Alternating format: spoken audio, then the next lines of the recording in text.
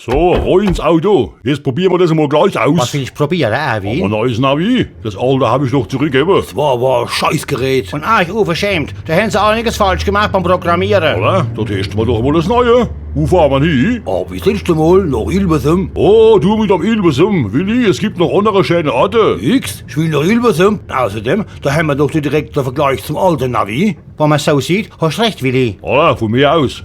Wähle mal Sprachauswahl. Pelsisch und sagen Ilversum.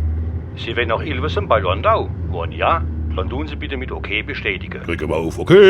Fahren Sie bitte 500 Meter geradeaus weiter und biegen dann rechts ab. Selner, es geht auch anders da. Auf einmal konnte er auch freundlich babbeln. So soll's auch sein. kannst du aber laut sagen. soll's auch Sie haben eben die Ausfahrt verpasst. Nicht schlimm. Drehen Sie einfach bei der nächsten Möglichkeit um. Oder? Es geht auch in einem anständigen Ton. Sie waren jetzt bestimmt abgelenkt, weil Sie eben schon wieder die Ausfahrt verpasst haben.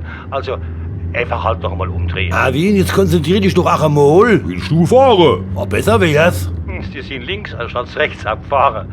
Also müssen wir halt nochmal umdrehen. Aber das ist doch nicht schlimm. Jetzt dreh doch halt einmal drauf, Erwin. Wann fährst du schon wieder in Stiefel zusammen her? So, jetzt halt mal hier die Gosch, damit ich alles richtig verstehe. Hoppla, eben sind wir geblitzt worden.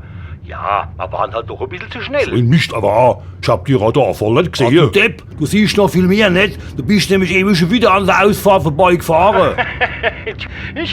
Entschuldigung, wenn ich lachen muss, aber das ist so lustig. Ja, man kennt das ja schon. Nochmal umkehren und wieder zurück, ne? An allem ist der Willi schuld, weil er immer nur noch Ilversum will. Der Art kommt doch nichts dazu, wo du kein Auto fahren kannst, du Depp. Ich traue mir es kaum zu sagen.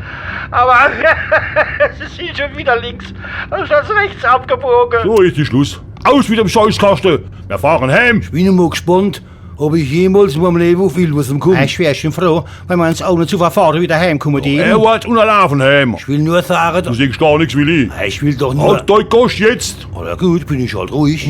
Scheiße, die Radarkontrolle. Nicht schon wieder. Genau das wollte ich sagen. Ich glaub's nicht. Ich bring jetzt mal Auto heim und lauf zu der Traudel. Und dann sag ich euch, heute lange nicht. 3 Scholle, 2 kurze und ein Bluna.